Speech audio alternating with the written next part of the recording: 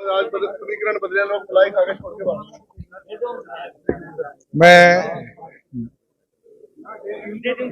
इतना ही इस पे बोल सकता हूं कि संघर्ष चौधरी देवीलाल जी ने हमेशा सिखाया है और बहुत समय थे जब चौधरी देवीलाल जी के साथ रहे हुए लोगों ने उनको संघर्ष के समय पे छोड़ा। चौधरी देवीलाल जी के कभी भी हौसले नहीं टूटे और उनके जीवन के इतने वर्षों में हमने एक चीज सीखा है कि कर्म कर फल की ना सोच, मेहनत करो, संघर्ष करो, जनता अपने आप ताकत देगी। 82 में पूरी मेजोरिटी को भजनलाल जी लेके भाग गए थे। 84 के अंदर चौधरी देवीलाल जी को चुनाव हार का सामना करना पड़ा और 87 में उसी जनमत के साथ वो ताकत लेकर बढ़े।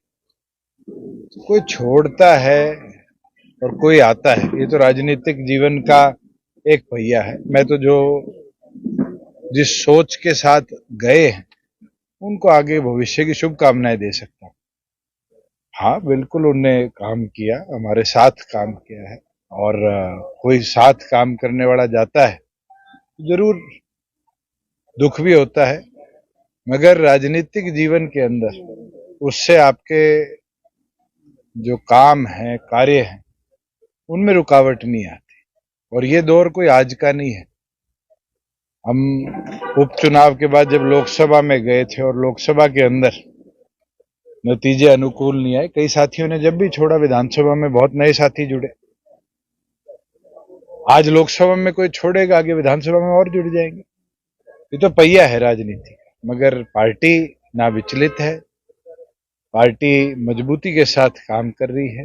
10 की 10 लोकसभा सीटों पर जनसंपर्क अभियान आगामी लोकसभा का चल रहा है और मैं मानता हूं आज से नवरात्रों का पावन पर्व शुरू हुआ है। आने वाले दिनों में पार्टी बैठक कर भी उम्मीदवारों की घोषणा करेगी। रोशन जी, आपकी मदद में कहा कि किसानों से अगर कुछ ऐसा हुआ हो तो माफी मांगते हैं, आपको भी कुछ ऐसा एडवाइस हुआ है? मैं आपको एक चीज बड़ा साफ कह सकता हूं, गलत और सही का फैसला ना आपके सवाल कर सकते ना मेरे जवाब कर सकते। ये वही साथी है जिनने मेरे को जिता के लोकसभा में भेजा, ये वही साथी है जिनने मेरे को विधानसभा में भेजा, ये वही साथी है जो विरोध कर रहे हैं। अपने हैं और अपने ही विरोध करते हैं। दूसरी चीज, जहां पर विरोध की बात है, एक चीज इतिहास उठाकर देख लेना, विरोध कमजोर का नहीं होता। देसी भाषा में कहते हैं ना, बोधे का विरोध नहीं होता, मजबूत का होता है, ठाडे का होता है।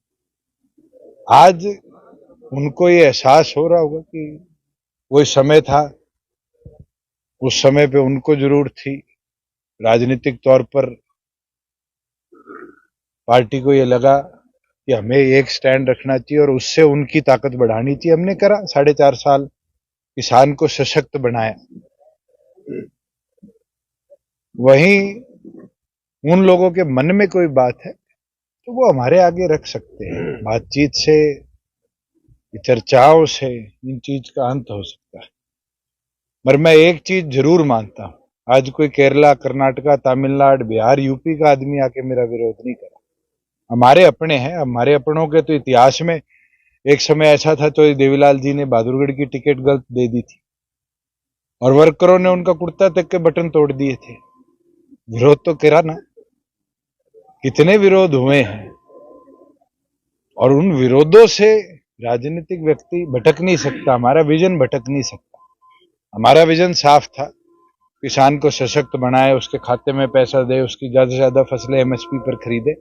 हमने खरीदी और आज मुझे दुख होता है देखकर कि जहां आड़ती गदागद सरसों खरीदा करता था, सैनी जी ने अपने कमीशन एजेंट एफेड के बिठाकर आड़तियों की जेब पे भी ताला लगाने का काम किया। और वहीं मेरे को तो ये भी संज्ञान में आया है कि मॉइस्चर के नाम पे 300 रुपए का कट किसान को आज की सरकार लगा रही है।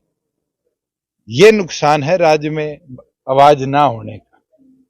हम 4.5 साल बैठे थे, आप बताओ किसी एक दिन प्रोक्योरमेंट में कहीं डिले आया हो? मैं आपकी कैथल की मंडी में आया था, सबसे पहली मंडी के साथियों की मांग थी कि हमारा स्ट्रॉम वाटर का और शेड की विद इन 1 महीना हमने दोनों मांगे मंजूर कराई। वो राज्य में रहने का, उनकी हिस्सेदारी होने का फायदा था। आज की सरकार को तो मुझे लगता है समय ही नहीं मिल रहा कि इस तरह जन समस्याओं को सुने, जन समस्याओं के ऊपर फैसला ले। आपको कुछ रिग्रेट हुआ बीजेपी के साथ आपका मेरे को नहीं हुआ, क्यों हो? रिग्रेट? प्रदेश को क्या अच्छा शासन नहीं दिया हमने? प्रदेश के अंदर 40,000 करोड़ की इन्वेस्टमेंट नहीं लेकर आए, 20,000 किलोमीटर सड़कें जिन पे आप चलते हो। हुड्डा का भी राज रहा है, मनोहर लाल जी का भी राज रहा है, चौटाला साहब का भी राज रहा है। इतनी अच्छी सड़कें आपने देखी है स्टेट में?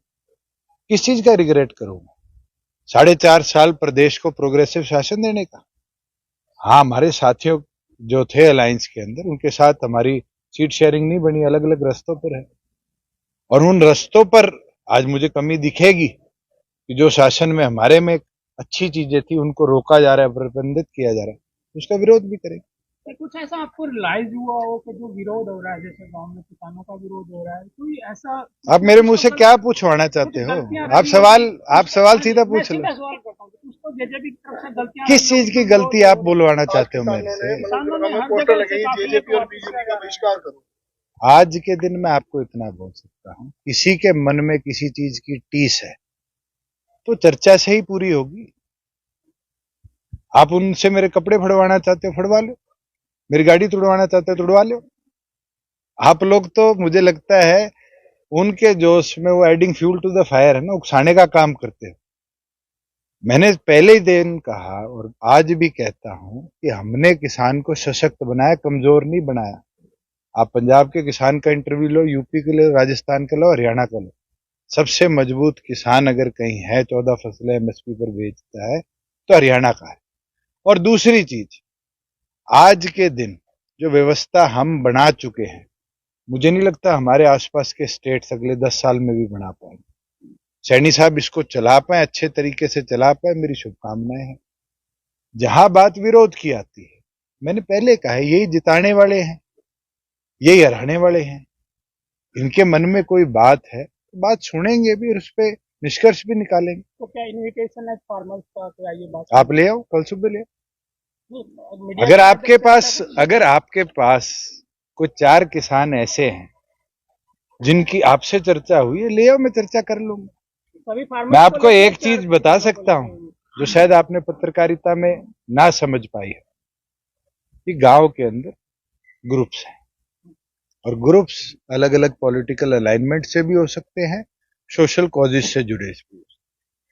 उन ग्रुप्स के साथ कभी भी एक समय पर कोई भी नहीं बैठ सकता। जब जहां जहां मिलेंगे, मेरे को मिले नारनौंद के अंदर, मैंने उतर के उनसे चर्चा भी करी, मैंने मेरे प्रोग्राम भी करे। आज भी मैं दुराना के अंदर था, उचाना में 4 साथी खड़े थे। उन 4 साथियों के आप जैसे कैमरे थे और वो साथी अपनी वीडियो बना रहे थे, कर रहे थे विरोध। पूछा किस चीज का विरोध है, जवाब नहीं है। मैं तो मेरे प्रोग्राम करके आया। कल कोई हानि कर देगा मेरे को, इस चीज से मैं प्रोग्राम करने छोड़ दूंगा, मुझे नहीं लगता ये समय है। राजनीतिक व्यक्ति हूं, राजनीति करना, जनता की हिस्सेदारी को बढ़ाना, जनता की आवाज, हरियाणा की आवाज पार्लियामेंट में कैसे पहुंचे, ये मेरा उद्देश्य है और इस उद्देश्य को मजबूती के साथ हम लेकर बढ़ेंगे। पार्टी की अगली बैठक के बाद कैंडिडेट्स के ऊपर चर्चा भी होगी और आपके बीच में कैंडिडेट्स होंगे। पार्टी 10 की 10 लोकसभा सीटों पर चुनाव। का दावा है बीजेपी का। 1970 का इतिहास पढ़ लो, इंदिरा गांधी भी क्या करती थी, Indira is India, India is Indira. और जनता ने क्या वोट दिए? इंदिरा गांधी खुद चुनाव हार गई, मोरारजी देसाई देश के प्रधानमंत्री बने। जो 400 की बात करते हैं, 400 की बात करने वाले लोग, समय आने दो, फेज 3 खत्म होने दो, फेज 4 फेज 5 भी बचा है हरियाणा के भी। 6ठे फेज में हमारे चुनाव है। आपको जनता बता देगी कि 200-250 के बीच में पहुंचना बहुत मुश्किल है।